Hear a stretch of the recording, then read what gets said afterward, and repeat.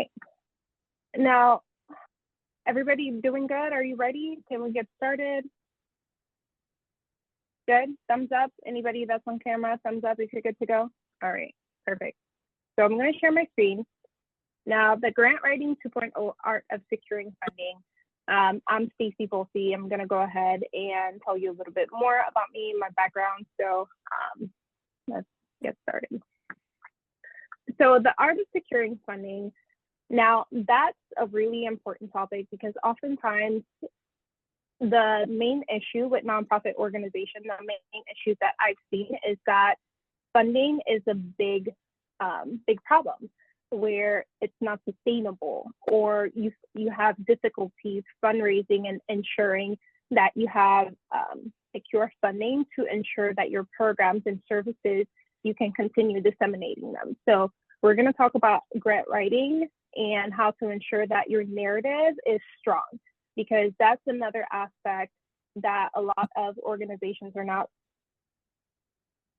aware of. Is if your grant application falls flat, it's easier for funders to just say no, not today. So we're going to talk about the different things to address to ensure that your grant application stand out from a sea of applications, because let's be honest, a lot of organizations are probably competing for the same grants that you are. So go from there. So a little bit about me. My name is Stacy Volsi. I live in Sacramento, California with my family. I'm the co-founder of a nonprofit, myself, me and my husband, a business coach from 2020 to 2024, and on an entrepreneurial journey since then. I help nonprofit organizations identify financial opportunities, build their capacity, and increase impact so they can create sustainable change in their communities. That's a gist about me and what I do. There's so many more layers, because then another one I'll share that's personal. I am originally from Haiti. So a lot of people, if you don't know me, you don't know that. So yes, I'm Haitian American. So that's not here. And a little bit about before, what it looked like for us in our nonprofit organization. Our nonprofit was literally on the struggle bus. I don't know about you, where it's coming, your funds are coming from your own pocket. Like, you're funding the activities, you want to make sure that you're able to create the impact that you want to create, and you have to fund it, right? We were filing 990 ends. If you've been filing 990 ends, you know exactly what that is. If you're under $50,000, you don't have to file a 990. You can just submit that on a yearly basis. So that's what we've been doing, and minimal donations. So it was mostly family member and friends giving donations or membership. There was no community engagement or recognition, where we felt like every time we said the ring of democracy, we had to tell people who we were. Like, it was something that we had to keep talking about. Like, there was no recognition. So our operation really was unstructured. There was no process to what we were doing. It was just like as we went. And we lacked the strategic planning and capacity that we needed to grow. Even our grant applications were not as strong as they were because we did not have that in place. And the data that comes from this, specifically having operation, structure of operations, and also the recognition, was very important to ensure our grant applications were stronger. So essentially, all of that hindered our ability to make meaningful impact in the community and achieve our mission. Now I see there's Tiffany. Well, good to know. So, and anybody that's joining, if you do not have the link to the Google Doc, the grant writing practice worksheet, I'm going to drop it again. So make sure you make a copy, so whenever we start talking about it, you have access to that and you can follow through. So now a little bit after, how it looked for us after. Sometime at the end of 2021, now I talk about my entrepreneurial journey, how I started, because that made a big difference in how I approach our nonprofit to manage it better. So we went from like 990 ends, and then at the end of 2020, that's when we applied for grants. I believe the end of that year, it was at 85 $100,000 grant and we got it. And then from there, everything snowballed, like a 310,000 and then another 300,000. So our revenue started exceeding our annual revenue, receiving donations, sponsorships, like things that we did not have before made sense now on how to get. And I will credit that to my experience running a business, because oftentimes running a nonprofit organization, we do not put our entrepreneur hat on because we're doing it from the heart. And you can do both, business and heart. So that's just my 2 cents. And our operations ended up being more strategic and efficient, and it enables us to make significant impact where we can actually achieve our mission. Now, this masterclass is for you if honestly you're tired of playing the numbers games with your grant applications, right? And you want to transform your nonprofit from a beggar to essentially being a partner. Because then seeing the funders as more than just a wallet and actually a partner, and you're ready to challenge everything you thought you know about grant writing, and also you're looking to improve your grant writing success rate. If that's you, definitely let me know in the comments, drop a 1, because I want to make sure we're engaging to the best of our abilities and it's not just another dry masterclass. Like, talk back to me, because then this is not a live. I'm not talking to myself. Let me know in the comments, drop a 1, and let me know if you feel like this is for you and you're ready to go, because I know I am. I've been looking forward to this. I even took a nap midday to make sure I was here, full energy, and ready to go through this with you. All right, so I'm excited. We have quite a few ones. And before we move forward to the nitty gritty of this PowerPoint, now, one thing I will say, I have access to complimentary calls. If you want to book a consultation, a complimentary call with me, this is the website to do that, staceyvolsi.com/book-call. Definitely book a call with me afterwards if you want to talk a little bit more about what your organization needs and how I can support you. So with that said, I had a question for you. I want you to drop your answer in the chat for this. My question is, what is the biggest challenge your nonprofit organization is facing when it comes to the grant application process? I will give everybody like a minute or two. Definitely type your answers and drop it in the chat. I will take the opportunity to mute myself and tell these kids to go take a shower. So go ahead and drop your answers, and then we'll touch base.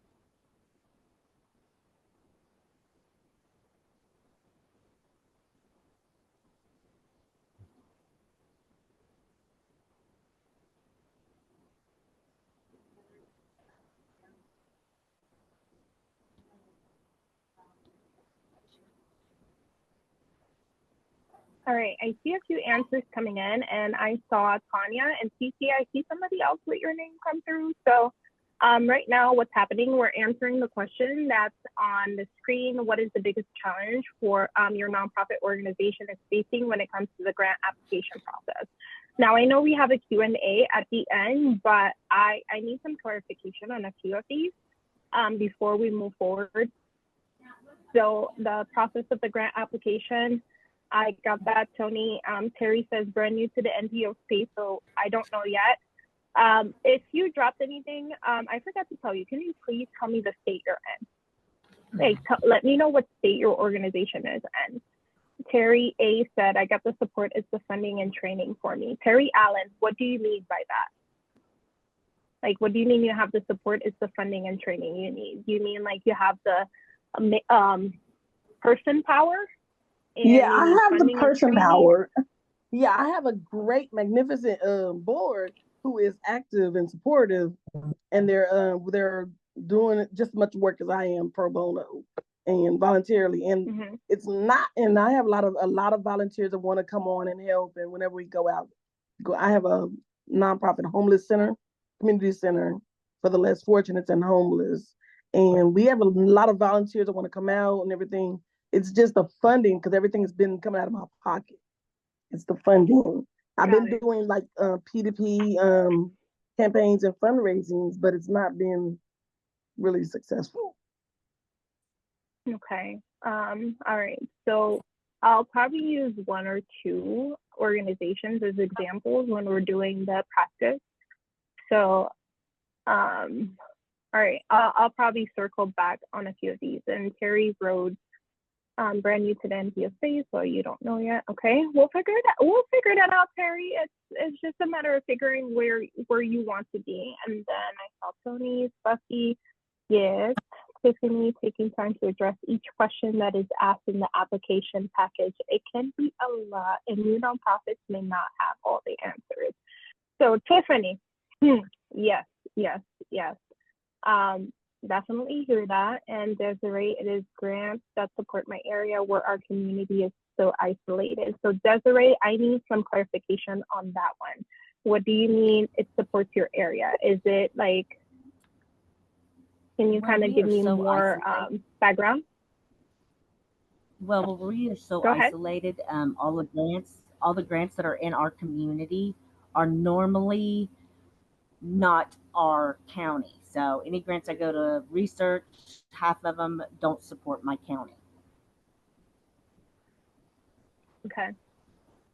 That makes sense because then when it's isolated, sometimes the founders, or not founders, the foundations, they support counties that are more populated. So I definitely understand that. Yeah, my whole county has maybe 6,000 people in it total. And we are the ones Okay. that need the help the most because the closest big town to us is over 100 miles away. Okay. And I guess this question I'll have for you later. I'm going to ask it, but you don't have to answer it right now. Just you can send it in a private chat to me. Have you explored sponsorship before? Like, let me know in a private chat. I'm not going to answer that now, but so we can just keep pushing, but drop it and then answer to me. Have you explored sponsorship before? And then we'll talk a little bit more about what that is when we get through. And is it Tahir or Tahir? It's Tahir. Tahir, okay. Well, welcome. Much help from others too. Okay, well, welcome, Tahir. Terry, you're in Illinois, Arizona. Tiffany, you're in Tech as well. Okay.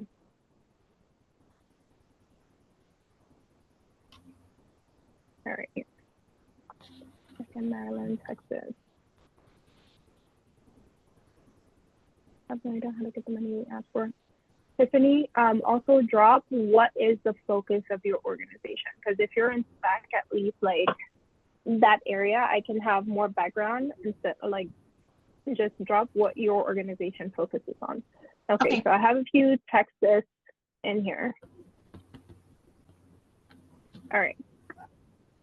So thank you everybody for sharing that. If there's any background information or follow up, please drop it in the chat to me, like as a direct message, so we can go over that towards the end to address these things.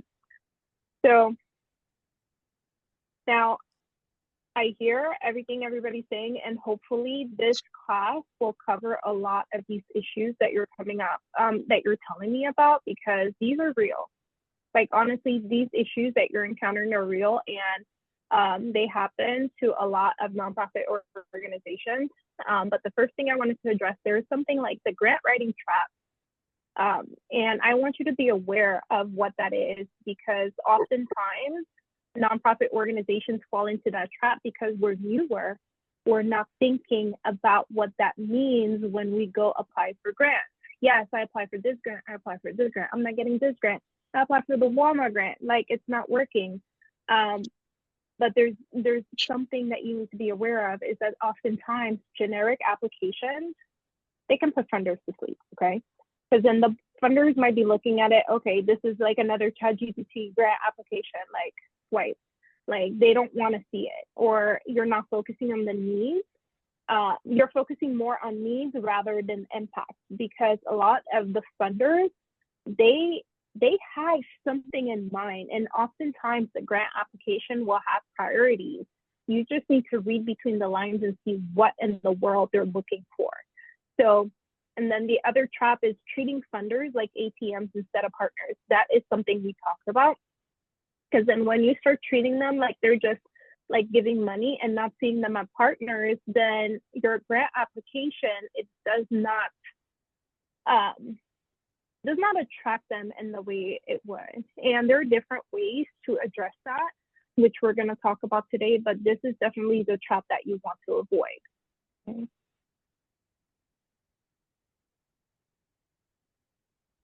Okay, so I just received a few other messages. Desiree, okay.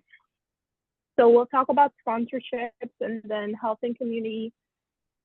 Tiffany, just throwing this out there, have you ever applied for a grant since you're in SAC with the Sierra Health Foundation? Have not. Just So I'm on the, okay. All right. we can totally talk about this offline, but I work for the state for almost 20 years. And so I am on the other end of it, where I receive a ton of grant applications for state funding. And so I know how to write them well, but this is really difficult on my end, finding them and having people really come through with the amount of funding without being minimal, right? So the ask is like, yes, $5,000, but you get $300. Yeah, I feel that. So with that, look at Sierra Health Foundation and kind of subscribe to their newsletter whenever they put anything out, because sometimes they're sub-grantors for the state. Okay, perfect. Thank you. And some of the money pass through to them. Okay. All right. And all right, the generic failure, I just wanted to show you this. This was a grant application that we submitted, that I submitted, I think last year. It was for COVID-19 vaccination and education. And honestly, after I submitted this, I read through this, I'm like, this, and other was this sucks, okay? Like, I was reading it, I'm like, this just sucks. Because then if I was the funder, I would not see the value in funding something like this. So one thing I've learned over time is your grant application, like, we might hate the fact that it needs to be just like a college application, like a college essay. Like, it needs to be attractive. And the way you present the data and how you show the impact or how you show the need is very important. And the other thing, one thing that we did here was include data, demographics data, which is very important, because a lot of grant applications are too generic, or you just say which area you want to serve, but you're not showing the need in terms of key metrics and stuff like that, and showing actual data that you can find in from different sources in your grant application.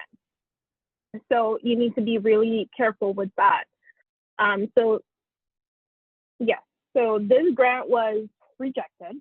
Obviously, this grant was rejected. When looking at it, like, it goes over Sacramento, the breakdown of Sacramento, how many African Americans live there, how many Hispanic or Latino live there in Sacramento County and Yolo County, but it did not do a good job in showing the need for this project in that area. Because then, yes, it focused on how many African Americans, Black and Latino and Hispanic were in the area, but it did not show a need. Like, it did not include, I would say, public health data as to the prevalence of COVID-19 in the area, as to why this program would be very beneficial in reducing the percentage of infections in those counties. That would have been great data to add. because then in retrospect, when thinking about this grant application, some of the information that needed to be included was not included. So that's why I wanted to showcase this one to kind of like share how I would change it based on what I learned. And then the other thing from all these rejections, one thing I want to remind you to do is when you get a rejection letter, how many of you actually reach out to the organization to ask if they can like meet with you to tell you why it was rejected? How many of you actually do that?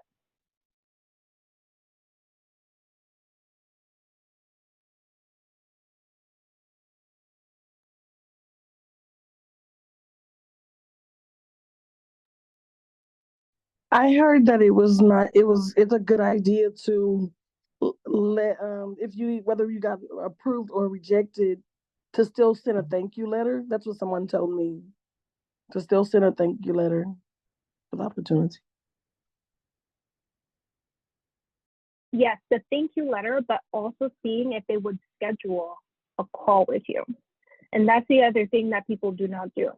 Like, see, hey, I would love to talk to you and get to know you a little bit more. I know the grant was rejected, but also putting yourself in a position where you can learn, like it's a learning opportunity. Yes, thank them, but in your thank you letter, see if they have time or the bandwidth, jump on a call and go over how you can improve your next application.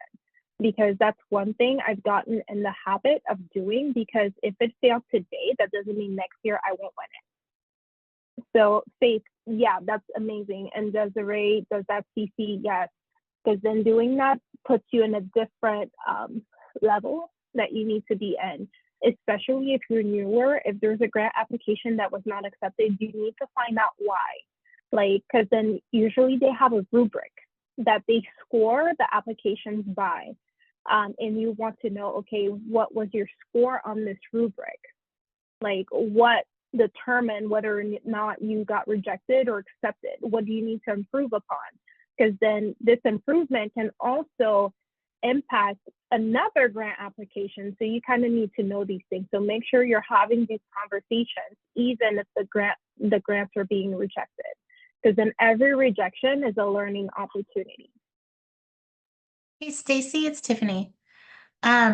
I think somebody they're asking a question, Desiree, but I wanted to address this really quick.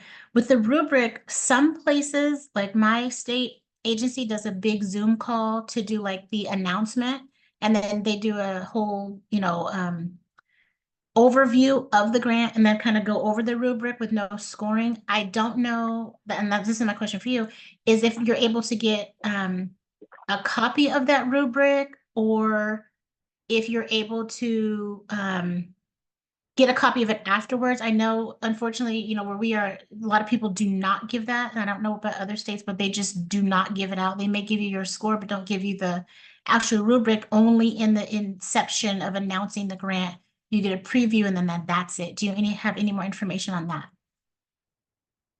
So with my experience, some of them, if you ask, because then that relationship with whomever, because they always have a contact information in the RFP or RFA.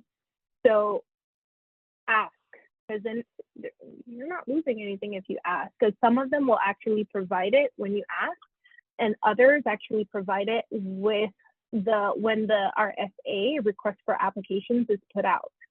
So I know there's one grant application that our nonprofit is going for right now. They actually put the rubric document with the scoring on the website. So to help applicants go through and strengthen their application. So check their website, and also if you don't see it, email the contact person that's on this grant application and make that ask. Thank you. You're welcome. Desiree, does that answer your question? Yes, it does. All right, perfect. Now, I know I've been talking like a mile per hour already, but different things that I wanted to make sure that you leave with today is like the psychology of funders, crafting irresistible narratives, and building funder relationships. Because we cannot sleep on building those funder relationships. When I say those contact information, use them. Like if it's rejected and you haven't been in contact with them, add them on LinkedIn. They need to be your friends. They need to be your friends. If there's something coming out, like they need to be telling you. I know we tend to focus on people we know, but those are folks that you need to build relationships with. And that's one thing that I am a very big proponent of, even in the services that I have, is that my clients need to be building relationships with not just the community members, but also people with deeper pockets. Because then your mission, you need funding. So you need to start building relationships with the funders to ensure that your organization has the support that it needs.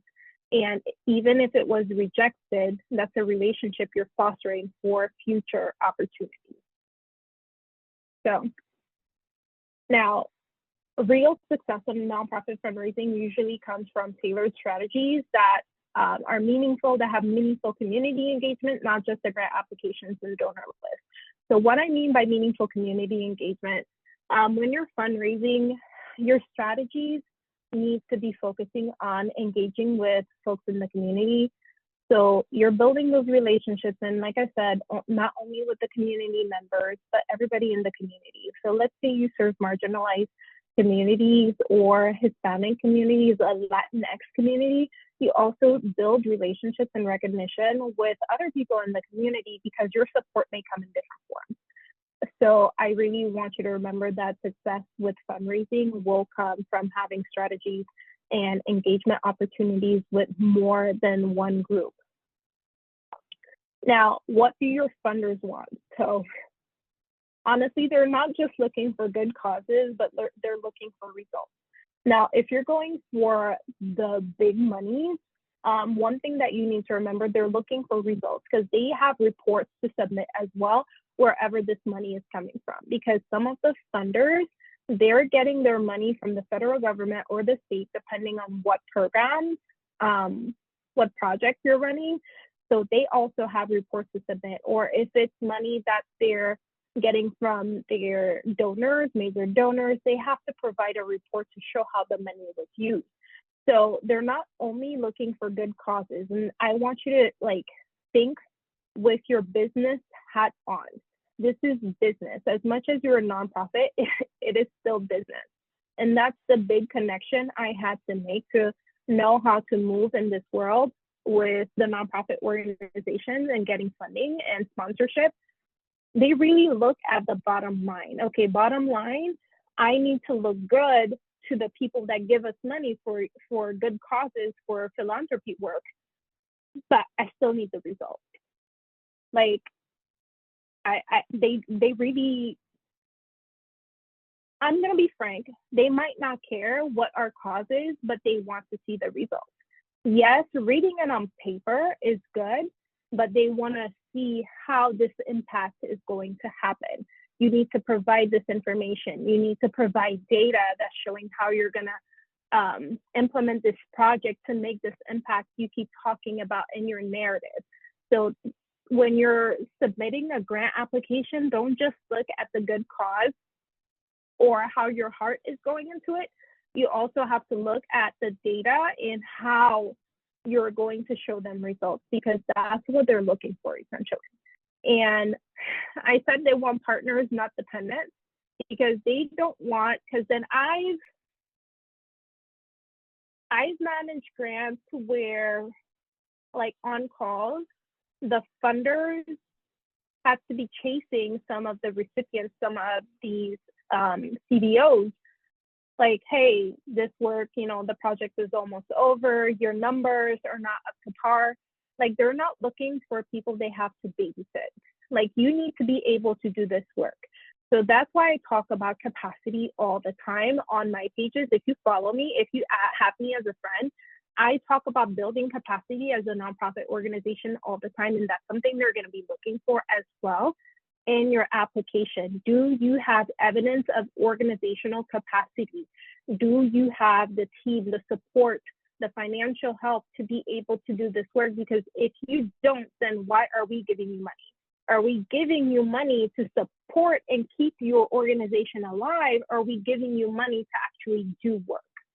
So that's something I want you to really think about. That's what they might be. They are looking for this. They are looking for organizations that actually can do the work and they don't need hand holding. And also they're looking for, a lot of them are looking for innovation. I know that's such a cliche word, and fresh approaches, because everybody is doing the same thing, right? Everybody has the same approach to certain issue. How are you approaching this differently? Because if everybody's submitting a grant application that is totally the same, you're going to have to start thinking out of the box about how you're going to implement your program in a way that it is different. So is it that you are going to use digital marketing or digital outreach to reach a different subset of the population? Maybe you serve youth. A lot of the youth are not reading newspapers. They're not reading like articles and stuff like that. They're on TikTok, they're on Snapchat. So how are you going to utilize the tools that are already there to meet them where they are? So you have to think about fresh approaches and embed those in your grant applications so they can stand out, because a lot of the applications that you may be submitting, think also of how many applicants they get and how many awards are going to be given out. And that's another thing you need to approach the contact information about. Before you apply for a grant, you have to start asking them, hey, like for this particular grant, how many awards are going to be made? Because I've seen grants where they said they have 50 million available, but it was going to be broken up into 3 awards. That's not a lot. Like imagine like 30 people submit an application, or like 1,000 people submit an application. That's not a lot. So I need to find a grant that has maybe 10, 20 awards and find out from the contact information if it's a competitive application, or if it's a very niche one. Because in some of them, like people don't really apply for them. So if you apply, you have a better chance of getting those grants. So start utilizing the contact information for these grant applications, because they will make a difference. You have to figure out what the funders want, not only by thinking about these basic things, but also reaching out to them and building relationships and asking them. It doesn't hurt to ask them. Now, the partnership success, that's case study number 2. Now, this is another grant application. This was for another COVID project that we did. And this application that I submitted, it was basically utilizing outreach, because then outreach is not something that every organization CBO does really well. So like including how the work was going to be done to reach the number of people that we talked about in this application, how that was gonna, how we were gonna do that work, that stood out. This was a grant application that was accepted. And if I remember correctly, this one was 115. And then the one afterwards was $300,000. So the same grant every year they have it, and every year we've been able to increase the amount we got. The reason we were able to do that is because we actually show the evidence. Now they have firsthand knowledge of the work. So the first time they give you a grant, you better show up and show out. Like show them what you can do. And that means building your capacity while you're doing the work and over delivering. Because have any of you ever heard, like if somebody hires you to do something, over deliver? Have you ever heard of that? Anyone? Like leave me hanging right now? But, okay, so as a nonprofit, you better over deliver once you get a grant. Over deliver and show them what you can do. The reason you do that is because if they have another opening, another grant open, you can apply for it and they're going to be like, I know their work. They do good work. They do this work, and also capture this information. Capture it so you can showcase the work that you'll be able to do to other funders. So that's why. Now, with the narrative, you need to be starting with a hook that brings them in, that hooks them in. So your hook is really important. You need to start thinking about what to say at the beginning of your narrative, of this grant narrative, to ensure that they're paying attention. Okay, don't just be like, I want to empower the youth in Texas or Dallas, Texas, to stand up for themselves. Okay, how? Like, you need to make it worth their while. You need to speak in a way that commands attention. Like, it cannot be the same over and over again, because one thing that does is just, okay, let's go to the next one. Let's go to a more interesting application. You don't want that to happen. It's the same concept for resumes, college essays. So really think of vivid, specific examples instead of the vague claims. And you have to create a sense of urgency. And here, I'm totally honest here, without sounding desperate. You don't want to sound desperate. You can let them know the population in South Dallas has been experiencing blah, blah, blah. With our project, we're going to be able to do this. Like, be concise, provide data, and clearly show the need and impact that your project, like the need that the community has and the impact that your project can make. Because in your narrative, the hook, it needs to be very clear and concise, but you need to back up what you're saying, because then just generic statements are not going to work. Now, we have the interactive exercise. I know everybody should have a copy. Let's see if I can open it on my end, on my screen here. Okay, so I see Olia is also here. So does everybody make a copy of the Google Doc, or do you need me to paste the link again? I'm gonna paste the link again anyway. So if you don't have it yet, go ahead and open it up. So before we get started on the grant writing practice, like, let's say the original opening to your grant application, not all grant applications are the same, right? So you'll see our nonprofit community health initiative is seeking funding to implement a health education program in underserved areas. We have been operating for 5 years and have reached over 1,000 individuals with health services. We believe that health education is important for community well-being.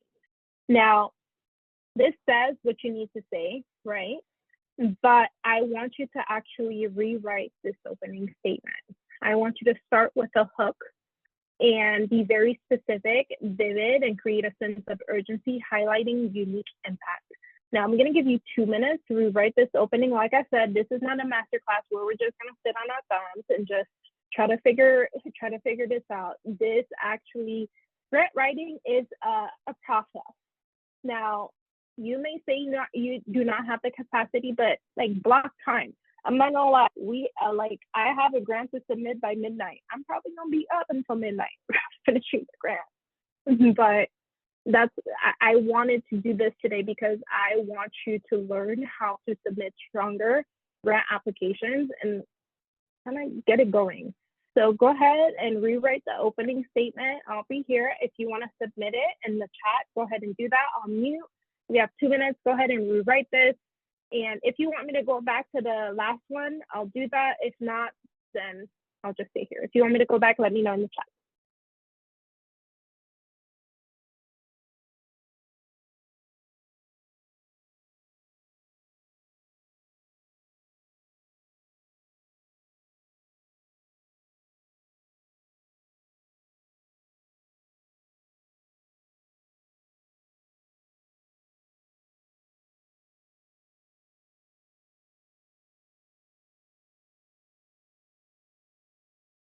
And for Olia, I think you just came in. What we're doing is an interactive exercise. This is an original opening for a grant application. Now, we want to rewrite the opening statement to start with a hook, use specific vivid examples, create a sense of urgency, and highlight unique impact. So go ahead and rewrite it and drop it in the chat. I'm going to mute myself again.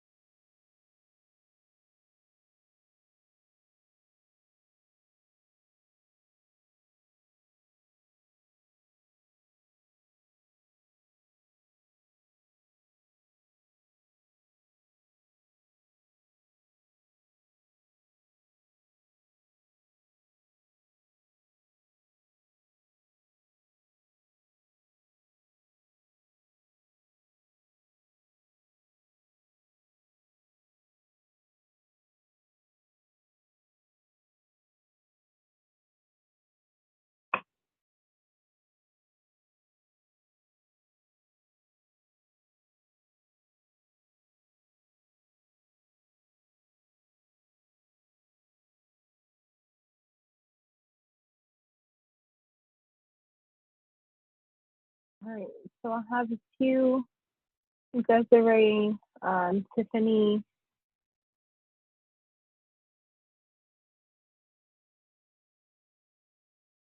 All right, so Desiree, the one thing with your opening statement, how many people in your area are actually low income? You need to back that up with data.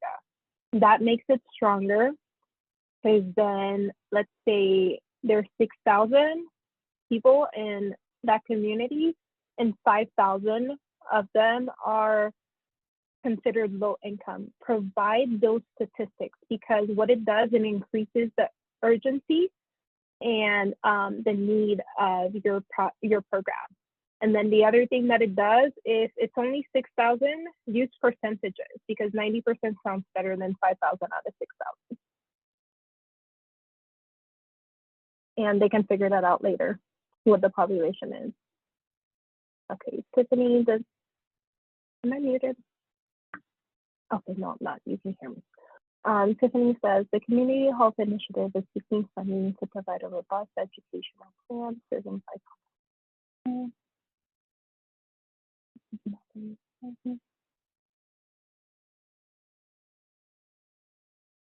Tiffany, same thing here. Like, give me numbers. Like, how many people in the community would directly benefit from the program that you're talking about? Because then how many families would, that's when you have to do research. You're going to have to do research and get these numbers, because when you support it with numbers, actual numbers in your application, then it shows them that you have, like, you actually have a need. Like, they want to see these numbers. And Aaliyah, no worries. 75%. Yeah, 75% of the population, Desiree, that would work. And then somewhere in your narrative, you can let them know how many people are in the population. But like in the opening narrative, 75%, that packs a punch. Oh, I'm interested. I'm intrigued. I want to read this. Okay, because then it's kind of like, how do you call, I forgot what the term is when you present yourself, catfish. It's like catfish, but not, okay.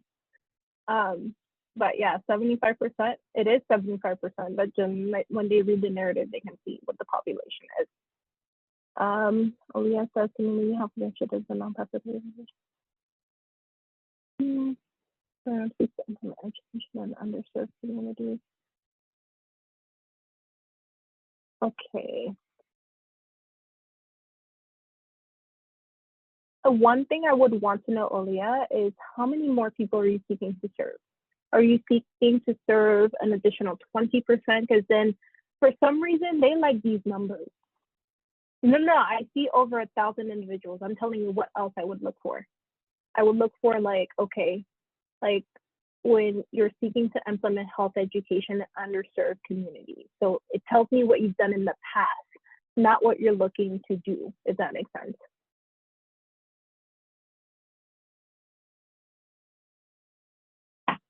Because then, yes, showing the evidence of the work you've done is really important, but like you got to hit them with numbers to show them, okay, I have receipts and I know what I want to do. So that's why I'm saying you can show them numbers of what you've done and what you're planning to do. Because if you did 1,000, that means you can probably do 800. So like give numbers or tell them how you want to increase the service you're providing. Okay. Now, if you're, I see another one come through. Terry, did you know that underserved areas, other health education?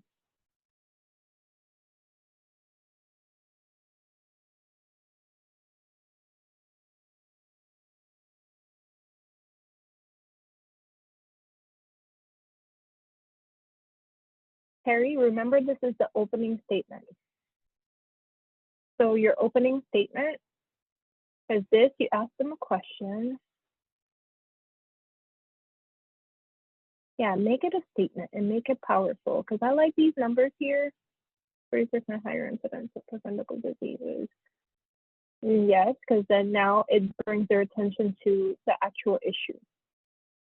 So on the right track. There we are, on the right track. So you're saying to make not a question, but an opening statement. An opening statement. Why it's important, the impact that you're going to make, and the need. Because then you did like in this, what I see is that there is a need. It's like 40% higher incidence of preventable diseases. Like, wow, that sounds like a big issue, because then that sounds like a population that's being disregarded. So it does show a need, but put in a statement, and then within your narrative, you would be talking a little bit more about it. Okay, thank you. You're welcome. Hey, Stacy, it's Tiffany. How do we go about without doing like a whole master's thesis on the research? Is there points of where we could go to find this? I mean, my board position as a board president is really set aside from my state service. And so it's really different looking at when I'm reading applications to doing your own, right? So when you're finding research, you have a whole team of people who this is what they do, researchers, to get the info. When you are a board on your own, you don't have researchers. So there's no staff to like go in and do this work, and hiring someone to really love that work on research is difficult to do. So where's a point of reference to really find that kind? I will tell you, part of a project for us upcoming is Black women's maternal health. And so there is some research out there, but there's still a lot. And we've been trying to work with some of the legislative staff who has bills out there for Black women's maternal health. Hi, Olia. So I really want to make sure that I'm finding the right research. It's not duplication of efforts. And if it is that okay? Right. So pulling out the right information, citing it correctly, so you can really get what you need from somebody and not have them be like, oh, we've already heard this, or there's not anything exciting about this actual application. Do you show up on, you know how they have those initial calls? I don't know why my brain, it's past 4 o'clock. My brain's not working anymore. It's all good. I'll be honest. So yeah, I wake up at 4 o'clock in the morning. So right now I'm tapped out. So I would say, like, on these calls, because every time there's an RFP out, they usually do those initial calls for people to come learn about it. My brain is not clicking right now, but do you know what I'm talking about, Tiffany? Yep, I do. Okay. So in those calls, kind of assess who's there. Okay. Assess who's there, and then see if you can schedule some time to meet with them. Like, be very upfront about it. Like, I really want us to help the community, and I do not want to duplicate efforts. Can we talk about how we can ensure that we're doing this, or kind of figure out, like, kind of have that conversation to find out if they're willing. If they're not willing, then do your research, find that information, and just make sure that your project is very out of the box.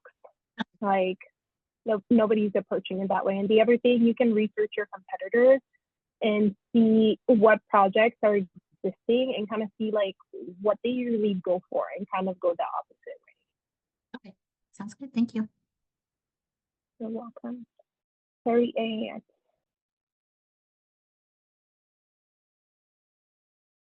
What is that region, Terry? Because then I didn't put a region here or any area on purpose, but nobody told me anything about an area. So I'm just gonna leave it there, because then I wanted to see if anybody would put an area, because then I saw some people from Arizona, Oregon, Maryland. Like, that was your chance to just drop numbers for your community. But we're gonna go like the example of a compelling rewrite, like how to rewrite it to ensure like you're very clear and concise. Because then I like these rewrites, but I purposely did not put an area to see if anybody would put it. But that was just me being funny here. So my rewrite's a little bit long. But if you're in, well, Tiffany, you're in Sacramento, Aaliyah, you too. So in Sacramento's Oak Park neighborhood, a child born today has a life expectancy of 15 years shorter than a child born just 5 miles away in East Sacramento. That is a huge statement, and it really like brings people to think like, what the heck? And I know Terry R., you brought up 40% higher incidence. So put it in a statement, your area and that issue with incidence of preventable diseases, and make it a statement, because then that makes them curious to read more. Now, once they figure out, okay, why is their lifespan 15 years shorter? Okay, this health disparity isn't just a statistic, it's a call to action. At Community Health Initiative, we're answering that call. Since 2019, we've empowered 1,237 residents with life-saving health knowledge, resulting in a 40% increase in preventative care visits and 25% reduction in preventable emergency room admissions.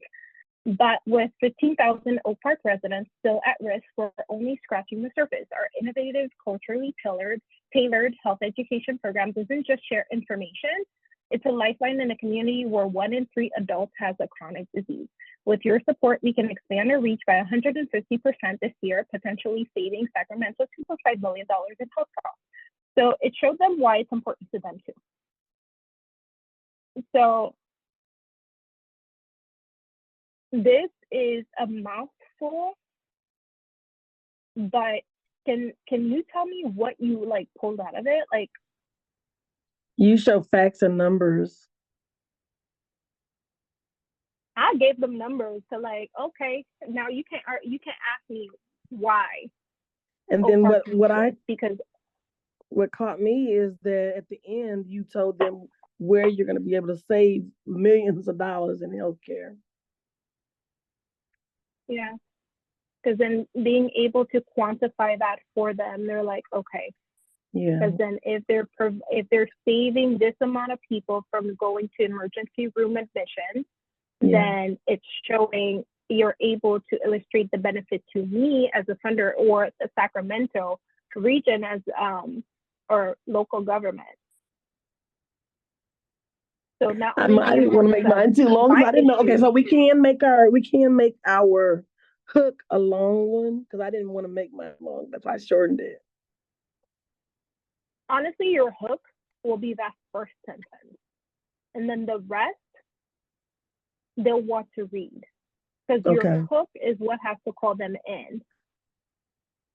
Okay. Like when I tell them a child born in Oak Park, their life expectancy is 15 years shorter than somebody that's from East Sac, then they're gonna be like, why? That doesn't sound fair. I want to read.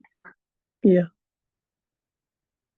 So your hook will be your first sentence. Like everything after will still be part of that first part, that introduction. But that hook, that first sentence is where you want to get them like, I don't want to say trap them, but essentially you gotta hook them right there.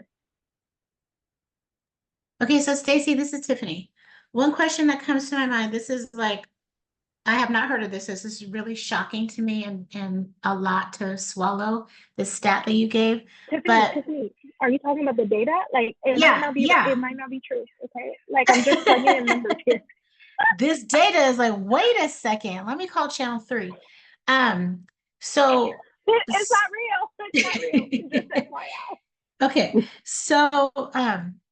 So anyway, to this point, when you have this, would it be something that you'd be able to get this kind of data from like, and if this in hypothetical was true, UC Davis is like the trauma center, right, in Sacramento. So Oak Park residents would definitely go to that ER. Would you be able to get any stats like that from that hospital? Would that be something you could get? That's an easy like lift of finding out how many, I don't know that it's true, but I'm, from your standpoint, would that be a stat you could get from a hospital to find out the race of people that are coming in versus the incidences, like how many people came in for, I don't know, assaults, or how many people came in for regular, stitches? Is that something that you can get from a hospital that would be actually you could put in here that's substantiated data? That's where your relationship skills will have to come through. Okay. Because then you'll have to go and ask them, hey, I am looking for this information. Do you have that available in an impact report or anything? Like whoever is the administrator of that, if they do not have that information available in an impact report, how can I get access to this information? Gotcha. Because then you're not looking for that. identifiable information. Right. You what? No, I'm glad you said that because all hospitals have to they have to provide impact reports. So that's helpful. Thank you. Yeah, because then the impact reports, that's one. Because then if it does not contain, the stuff you're looking for does not contain identifiable information. So Right. ask them if they have an impact report or if they have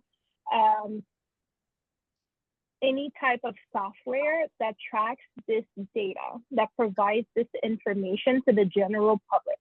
Because some areas are very, some governments are very transparent. Like they'll put it out there, but nobody knows how to access it. You just gotta ask.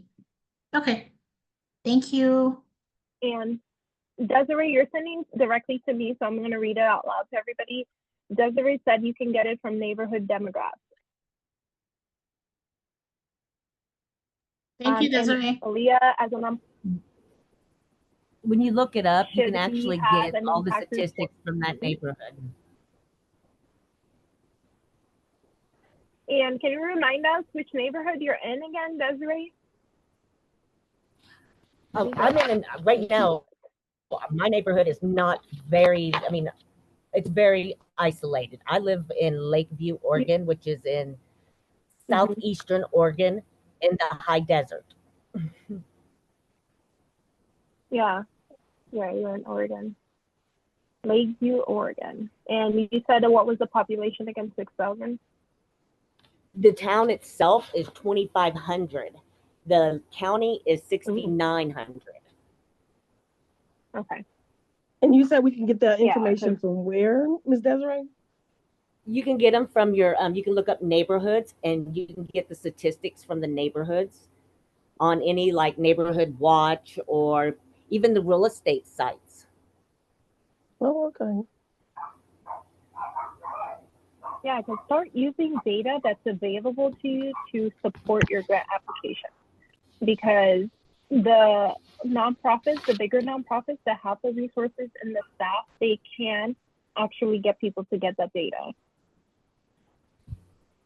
And Aaliyah said, as a nonprofit, should we have an impact report as well? It would be beneficial, Aaliyah. The reason for that, most of your donors, sponsors, and grantors, they want to see how their monies are actually benefiting and making an impact. So an impact report is essentially not for you, but to show the work that you've been doing. I see a question mark with GuideStar. Do you mean, should you have a GuideStar? Is that your question?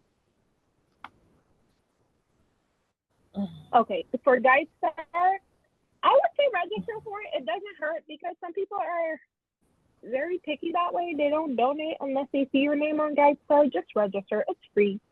Okay, just register on some of these sites. Make sure your nonprofit is there because when people look you up, they can find you. So some of these organizations or some of these names that you don't have to be there, but it's good to be there because you never know who's going to be looking you up and where they're looking you for, where they want to find you. Because then there's GuideStar and there are different regional alliances in your state and counties that some people look for, so definitely do that. It does not hurt. What is it called, I know Stacey? we're like GuideStar. Like GUIDE? Guide, like guide, you're a guiding star, GuideStar. Gotcha. Okay. All right. So data is going to be your secret weapon. I know we've been talking a lot about that and how how it made that hook compelling, just providing that data. It's going to be your secret weapon, okay? You're going to use the data to tell stories. Your numbers are going to tell stories too. Buffy, I know you're a data person, so this is going to be your lane, and this is where data is going to come in because it's going to be able to tell the story and make it very compelling for funders and sponsors. So whatever data you're able to extract, whatever data you're able to extract from the work that you're doing, you have to use it and use these numbers to tell stories. Use the visuals to make your impact unmissable. So, show people. Show people what you do, because then you can tell them, you can show them, because then tell them using narrative, using video. Because let's say on your website, I was telling a client of mine this morning, use video to tell people what you do and talk about your impact. Because then maybe on your website, just put a video, talk about these things, and share your numbers, like share your impact. Let the numbers tell the story for you. Because for some reason, people associate impact with how many people you serve. So tell them, like, don't be afraid to use these numbers. Like, humble brag. It's a humble brag. Like, listen, I've talked to over 500 community members so far, and it's only January. Like, sometimes you have to be able to share this stuff, okay? And some people will tell you, so what? Don't care what they say. Like, you're just sharing your impact because you're just bragging on yourself. Don't worry about what they're saying. Like, senior suicide 2 years ago, I was 30th in the state. This year, we are 13th in the state. Like, that's freaking amazing, Desiree. Like, that's a huge decline. Because then it's still a big problem that's a decline. It's not to be celebrated in the way that it should, but that illustrating that is very important to show that the work you're doing and how many seniors you've spoken to and what the numbers were from 2 years ago to now, that there's an impact happening. Okay, so definitely show that. All right, so why grants get rejected? There's failure to follow application guidelines, misalignment with the funder's priorities. So let's say a funder is looking to fund outreach, but then you don't do outreach, but you're applying for outreach grant. Your priorities are not aligned here. There is a lack of clear objectives or measurable outcomes. Like, you know how we've been talking about data? Like, you're not showing these objectives and how you're going to measure the outcomes, because they want to see how you're going to measure that. And then poor writing, because then read it, have somebody that's not in your organization read it and see if they can tell you what your application is for, because then you need to make sure that your writing is up to par. And the other thing that you need to remember is inadequate budget justification. Now, budget justification, like if you've written a budget before, oftentimes your project, you're saying that you're going to be doing certain things, and in your budget, it's asking for money that has nothing to do with that. So, for example, let's say your narrative, you're talking about you're going to be hosting outdoor events and things like that, and you're talking about a hotel venue that you're going to rent for a gala. That's on your budget. Why? You didn't talk about that in your narrative, so why is it in your budget? So both of them have to align, and the justifications need to make sense. So don't just inflate the numbers because you don't know what to put there. Do your research. So let's say you're asking for $5,000 for printing. How often are you going to print, and how much does it cost? Break that down for them so they see that you actually have the information and you're not just padding numbers. And funder relationships, we've talked about that before.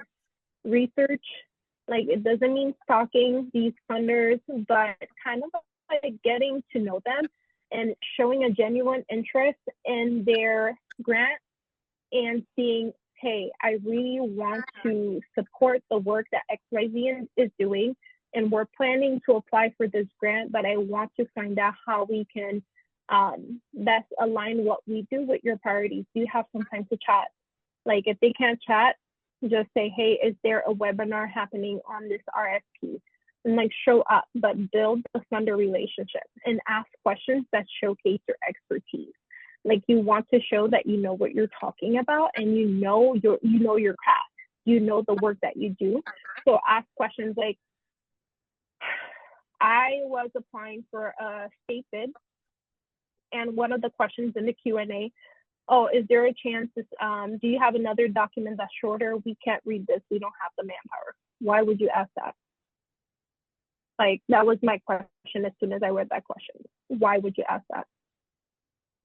Because then you really have to think about the questions before you ask them. And I'm going to say this up front. Not all of us do, especially when we're tired, but I'm going to say it right now. If you need a reminder, think about the questions that you're going to ask first, because you need to showcase your expertise when you're speaking to these funders so they can see you're serious about what you're asking for. And follow up, okay? Like I was saying at the beginning, I know Faye shared that she follows up with even after rejection, but you need to ask these folks about the application. Hey, when will we hear back? Because I know we applied for a grant last year in July, and it was January. Nobody heard from them. Nobody that applied. They sent no communication. They best believe I'm gonna like hit them up. August, where you at? October, where you at? Like follow up. Maybe I'm not asking that way, but you need to be able to have conversations with them and keep them accountable too. Because then you wanted me to submit this lengthy application, I'm gonna keep you accountable too. Like you don't know who I am. So yeah, follow up, okay? Because the grant application is just step one. Learn to follow up with the funders. And the mindset, I want you to not feel like you're begging, but you're offering an opportunity. You're offering your service, your organization's service to help them with their priorities. And every no is a learning experience. I said that at the beginning. And remember that your mission deserves the best. And that's you and your organization. So you really need to change the mindset around grant writing and just see it as an opportunity. Okay, this is a funding opportunity, and I'm just going to approach it as is and let it be. And in everything grant writing, you have to understand the funder's priorities, clear, concise, compelling narrative, and measurable outcomes and impacts. We talked about that. And one thing I wanted to showcase is that, like, this could be you, because then this is one grant that I submitted, and that one was, the award was $163,000, and that was big. And then this is a client of mine, and I don't only help nonprofits, it's just I focus on that, able to help them increase their revenue by 200%, and that was huge. Another client of mine, they were seeking funding for a project that they were doing. And Desiree, I know I asked you whether or not you explored sponsorship. Or maybe you want to fund a project but don't know how to fund it. Some sponsors, like some corporations, if you approach them and ask them, like this, you can see here, they ended up funding the project, the whole entire project, because it was going to cost about $10,000. And they said yes. Because sometimes you have to think about other ways. Maybe it's not, okay, I'm going to apply for a grant. I'm going to ask this corporation if they can sponsor my project because it aligns with their mission. So that's why I even talked about sponsorship with you earlier, Desiree. Now, the shift that needs to happen, like spray and pray. Like this is one term I'm going to use today. It's like you need to stop submitting like 1,001 applications and just praying, right? We're not playing the victim. We're not treating funders like they're ATMs, and we need to focus on crafting personalized applications, showcasing impact and capacity, and starting to build partnerships. So this is the shift that I want to start happening with you today. Now, I'm gonna stop here for Q&A, and then after Q&A, I'm going to talk about, I'm going to make an invitation to my capacity building accelerator, which is a program that I have, a consulting program that I have for my clients, and inviting you. So definitely, if you're interested with that, after Q&A, you can stay and hear a little bit more about that. If not, please, you're welcome to leave. But right now we're going to do Q&A, and then after that, I'll talk about the program. So definitely, any questions about this masterclass? Because it was a lot. My mouth hurts. My water is done. So go ahead. You can ask the question. So do you write grants for new nonprofits? No, ma'am. I definitely assist my clients and review their documents for them, but I do not. Okay.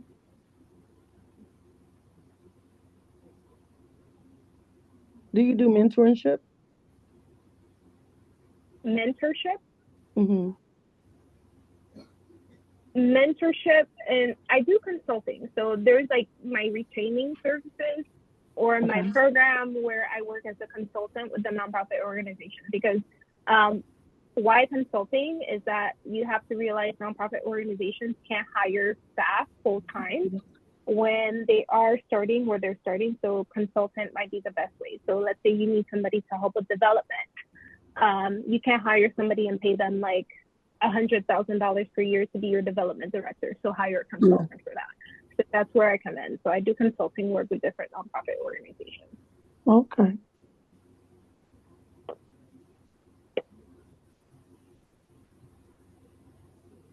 Any other questions about the masterclass before I talk about the program? Because then I want to make sure everybody was able to get as much information today about the grant writing. And how did everybody feel about it is another question I have. Because then I would love if everybody's game to provide feedback. So Stacey, it's Tiffany. I think that I don't have much feedback for you. It was very thorough. I think the timing of it is really good. So it wasn't overly like we're going on too long. I've already heard this. So I think your timing of it is really good. I do think you do provide some really good expert advice here. I have been writing grants for a long time. I actually receive and read them because I give out state funding. And so I'm on the other end of it. So this is very helpful for me in writing it for my own nonprofit. So I don't have any complaints. I don't have anything to give you that's negative. I think it's great. And I'm very happy to support another Black woman in her efforts. So I will definitely send you notes on LinkedIn, and you're in Sacramento, so maybe we can connect. Lovely. I'm looking forward to that because I know both you, Tiffany, and Aaliyah, you're in Sacramento. We definitely need to connect. If you're not in Sacramento, we need to have a coffee chat or a call. And I know Definitely let me Aaliyah too. know. I know her, so perfect. Yeah. Yes. And I dropped a Google form in the chat. Whenever you get a chance, definitely I would love feedback and reviews that I could share on my Stan store, my social media. That would be great because then I love hosting master classes like this. Tony, you are so welcome. So definitely feel free to click on the Google form. And again, anybody that wants to stay to hear more about the capacity building accelerator, I'll move to that before we hop off because I want to give you some time to ask questions about that too. Are we good?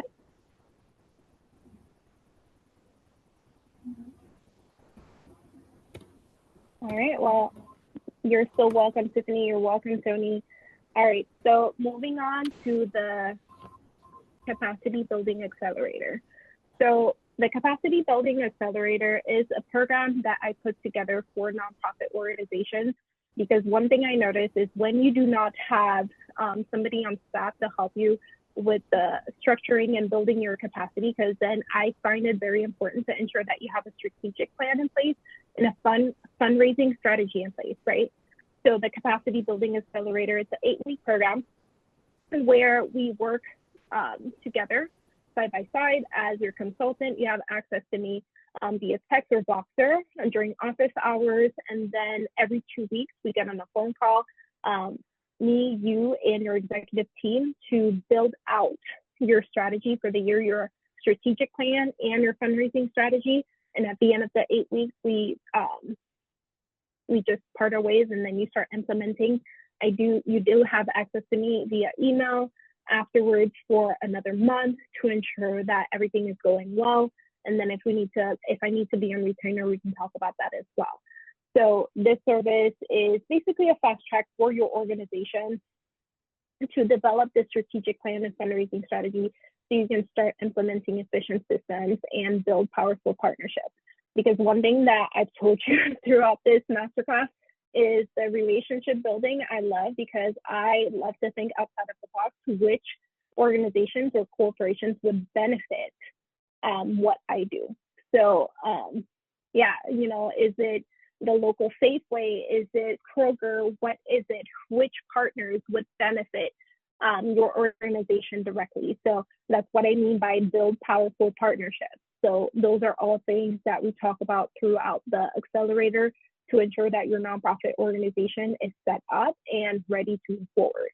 Now, this program is for nonprofits that are aiming to develop comprehensive and effective strategies so they can build their capacity. Like, you may get tired of hearing me talk about capacity, but it's no joke. If your organization does not have the capacity to do certain things, funders see that and they do not want to fund you because they want to know that you're able to do the work that you say you're going to do. And also, I want this program helps improve your, we talk about how to improve your community recognition and increase funding opportunities. Now, the different things that you'll get in this program is that we'll work together, and at the end of the 8 weeks, you'll have a strategic roadmap for sustainable organizational growth, fundraising strategies so you can attract major donors, and systems to streamline your operations and delegate a little bit more effectively, and leadership techniques, okay, for confident team management. Because I don't know about you, it's not always easy managing a board of people that maybe do not want to do the things that you need to do, and partnership building skills to amplify your community. So in gist, that's what you'll get in the capacity building accelerator. The pay in full price is $1,800, and that is until August 5th of this, well, next week, next Monday. So I wanted to make sure to make this offer to you on this call. Does anybody have any questions about the accelerator?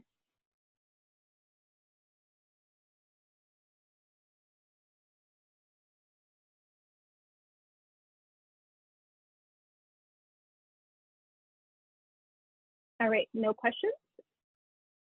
I'll take quiet as, wait, is the amount paid in the lump sum? It can be. Pay in full price is the lump sum, but there are payment plans which we can discuss also. And I can apply that for you, or you can do that directly on the landing page. That was a question by Aaliyah, by the way, if nobody saw that in the chat. Any other questions about the, yes, Monday it goes up. Because then this was the introductory price, and it goes up on Monday. So for the whole month of July, it was at that price. Now, if you want, yes, definitely email me and I can send you a proposal for this with this price, and then on Monday it'll expire. So you'll have this in your inbox. So shoot me an email and I'll send the information to you. I'll send the proposal to you. And if anybody is interested in this program, hello@stacyvolsi.com. I'm going to put the email in the chat. Subject, just tell me. The subject can just be CBA, and then I'll send you the information. So my email and what you should put in the subject line, and then I'll just send you the proposal to lock in that price. And then the proposal will expire on 8/5. All right. And if you want, we can definitely jump on a complimentary call, because if it's not what you need, let's jump on a call and talk about how I can best serve your organization. That's definitely okay as well. If CBA is not for you, we can definitely hop on a conversation and see what the best option is for you. And we'll do that. And that's the website to book. If you have any issues booking, shoot me an email and I'll send you my calendar link via email. Okay. All right. Thank you so much, Sahir. And thank you everybody for joining me. It is 4:55. We have 5 more minutes. If anybody wants to stay behind and has any questions, I'm here. I'll definitely be here until 5. So thank you so much for joining me. If you have not filled out the review survey, the Google form, please do that. I would love your feedback and your review. It would mean a lot to me. So I'm going to drop this again in the chat